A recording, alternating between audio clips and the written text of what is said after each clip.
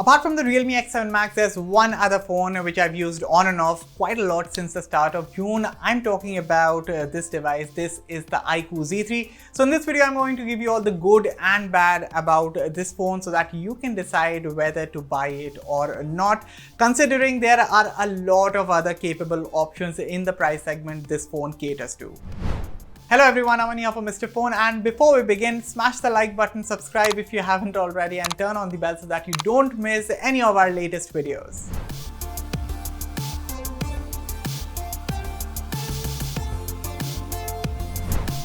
No doubt the iQOO Z3 is a good looking smartphone and fairly slim and light for a phone that is reasonably broad and comes with a large 6.6-inch panel. Exactly speaking, this is a 6.58-inch Full HD Plus IPS LCD display featuring a dewdrop notch. It refreshes at 120Hz, supports HDR10 and gets plenty bright. As a matter of fact, I absolutely loved the display quality. The IPS panel ensures that whatever you're looking at, be it videos or games, everything looks gorgeous. And I think this is one of the best LCD panels around that you can find on a phone for under 25,000 rupees. Now, as I just mentioned, HDR10 is supported here, and while I could easily watch HDR content on YouTube, I wasn't able to do the same on Netflix. So one more phone having the same HDR support issue with Netflix, which I've seen in some recent mid-range phones as well. And of course, this is something that Netflix needs to fix since the hardware does support the feature. Anyway, I briefly touched on the fact that this is a good looking smartphone. Now let's continue with that. So yeah, this phone features plastic construction, that is a plastic frame and a plastic rear panel, but despite that, the build quality is solid and the phone looks and feels good. The attention to detail, be it on the side or with the curves at the rear or with the counters or with the ring around the camera lens, this phone scores high on looks. Although I really wish this ace black color had also got the same matte treatment at the rear, just like the cyber blue variant, because while this shade looks very classy without a doubt, it also gets smudged pretty easily because of its glossy nature. This reminds me that it's good to have Panda King glass at the front for protection, but having no oleophobic coating results in hard to wipe off smudges.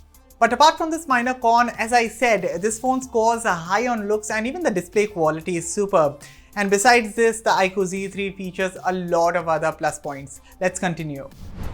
You are getting a headphone jack, which is good to see. The power button doubles up as a physical fingerprint reader, which is fast and accurate and definitely better than the optical in-display solutions.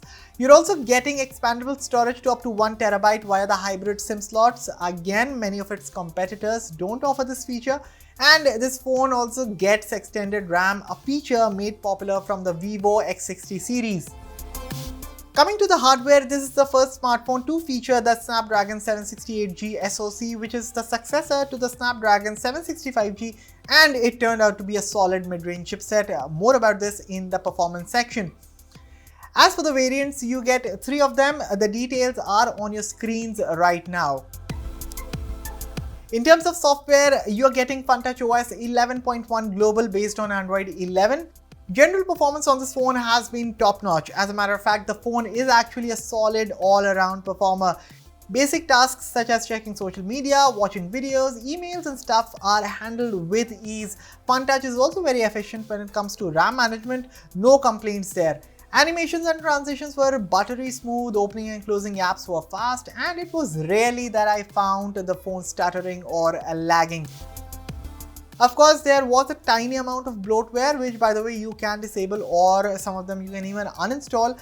The good thing is that I did not encounter any ads or spam notifications. Even when it comes to playing graphics intensive games such as BGMI or Call of Duty Mobile, I was experiencing up to 60 FPS performance with both titles, and I'm also talking in regard to sustained gameplay here. So the chipset can very well handle the load, I have no doubt about that. Finally, for folks interested in benchmarks, here's how the numbers look in AnTuTu, Geekbench and AndroBench. In terms of call quality, no issues were faced. Callers on the other end sounded loud, natural and clear on the phone's earpiece. Network reception was also solid. You are getting carrier aggregation on this phone. 5G bands support could have been better. And finally, you're also getting a native call recorder, which is a plus.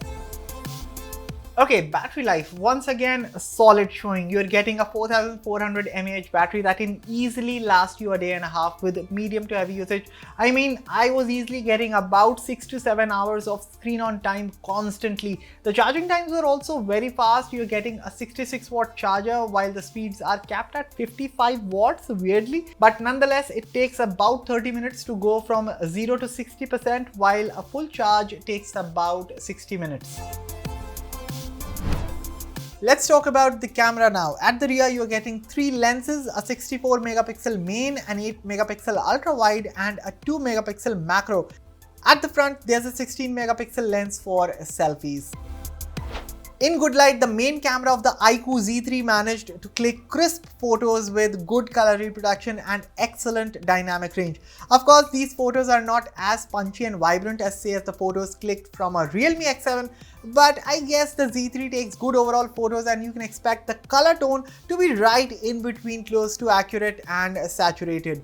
However, I was able to spot that the camera does struggle to properly expose the shadows in certain scenarios, and this is even when the lighting was good. Even the ultra wide angle lens does click fairly decent photos, but of course, since the sensor is small, don't expect much when it comes to details in the output. As for selfies, overall I would say the iQOO Z3 does a good job. Skin tones are handled well, details were decent. However, there's definitely scope for improvement when it comes to the overall exposure.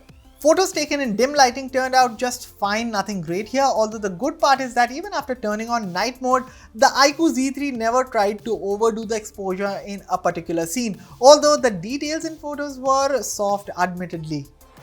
As for video recording, the iQOO Z3 can do up to 4K 60fps videos, and this right now is the 4K 30fps sample you're looking at. And surprisingly, not only do the colors look good in the output, but just look at the stabilization, guys. Who would say this is electronic image stabilization on a 23,000 rupees smartphone? Solid job. Even with 1080p 60fps videos, no complaints. Once again, the iQOO Z3 is very good in its price segment when it comes to video recording, and I would specifically advocate for its EIS performance. Finally, here's a selfie sample. Front-facing video sample being shot on the iQOO Z3. This is the 1080p 30fps sample. This is the max this phone can do, and quickly showing you how does the quality look like when you shoot against the light. So right now I am directly shooting against the sun. This is what you can expect in terms of HDR performance. Okay, moving on. In terms of stabilization, well, I don't think so there's any stabilization because I can make out the jerks in the footage as I'm walking. So no stabilization, unfortunately, sadly. And let me know what do you think about the audio quality. How do I sound? So last time I checked, when I was comparing this phone against the Realme X7, the audio was definitely better on the iQOO Z3. But right now it's quite windy, so let me know how does my audio sound. And apart from that, this is what you can expect in terms of overall quality. This is how the iQOO Z3 fares when it comes to video recording from the front camera. Let me know your thoughts in the comments. Cheers. Okay, there's absolutely no doubt that this phone is a good all-rounder, just like its costlier sibling, the iQOO 7. I mean, not only this phone impressed me with its general performance, but it also backed the words of its manufacturer for being a solid mid-ranger. Not to mention, this phone does a fabulous job when it comes to thermal management. The camera performance was also decent for that matter, especially video recording. At this point, the only cons I could think of is no oleophobic coating, if that counts, and the average camera performance in dim lighting. But apart from that, the iQOO Z3 gets a huge thumbs up and a solid recommendation from my side. Earlier this year, it was the iQOO 7, a phone that costs around 30,000 rupees. It impressed me a lot, and now it is the iQOO Z3, which continues on the legacy and offers a great proposition for all those people looking to buy a new smartphone for about 20 to 23,000 rupees. Hit the like button if you agree with me and share all your thoughts about this smartphone in the comments below. As always, for all the latest in tech, stay tuned to Mr. Phone. I'll catch you all in the next one. Thank you for watching.